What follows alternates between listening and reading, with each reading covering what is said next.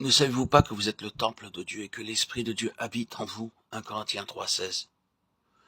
Pour nous faire comprendre que Dieu habite en nous par le Saint-Esprit, l'Écriture nous compare à un temple. Cherchons donc à voir quelle analogie peut exister entre le temple de Jérusalem et nous-mêmes. Le temple avait été construit d'après le modèle qu'en avait vu Moïse sur le mont Sinaï. Il était ainsi le reflet des vérités spirituelles et divines qu'il symbolisait. Et au nombre de ces vérités se trouve la triple nature de l'homme. L'homme avait été créé à l'image de Dieu. Le temple ne signifie donc pas seulement ici un lieu où l'homme puisse aller chercher Dieu et se rapprocher de lui. Il nous symbolise en outre l'entrée de Dieu en l'homme, de Dieu faisant sa demeure en lui.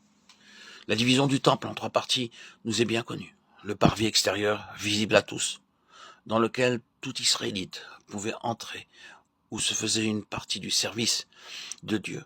Le lieu saint dans lequel les prêtres seuls entraient pour offrir à Dieu le sang ou l'encens, le pain ou l'huile qu'ils apportaient du premier parvis. Là, ils étaient près du lieu très saint, mais en deçà du voile et sans pouvoir s'approcher de la présence immédiate de l'Éternel. Dieu habite un lieu saint entre tous, une lumière inaccessible, dont nul homme ne peut s'approcher. Aussi, quand le souverain sacrificateur entrait une fois par an dans le lieu très saint, n'était-ce que pour faire mieux comprendre l'impossibilité pour tout autre de pénétrer derrière le voile, jusqu'à ce que celui-ci fût déchiré et enlevé. L'homme est le temple de Dieu. En lui aussi se retrouvent ces trois divisions. Son corps est le premier parvis. C'est là que se manifeste sa vie extérieure.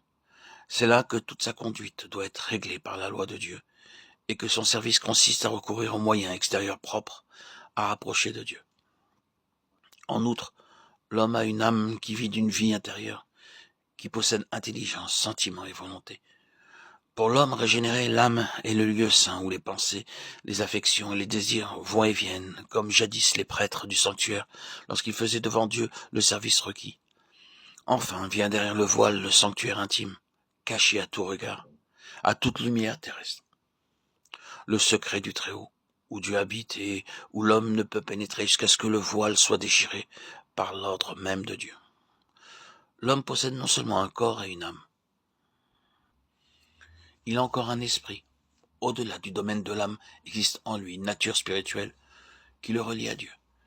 Mais la puissance du péché est si forte, si délétère, que chez quelques-uns cette nature spirituelle est livrée à la mort.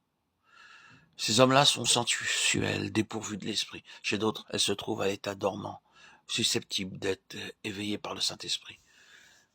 Chez le croyant, c'est là que le Saint-Esprit vient habiter. C'est de là qu'il accomplit son œuvre glorieuse, sanctifiant et l'âme et le corps pour le Seigneur.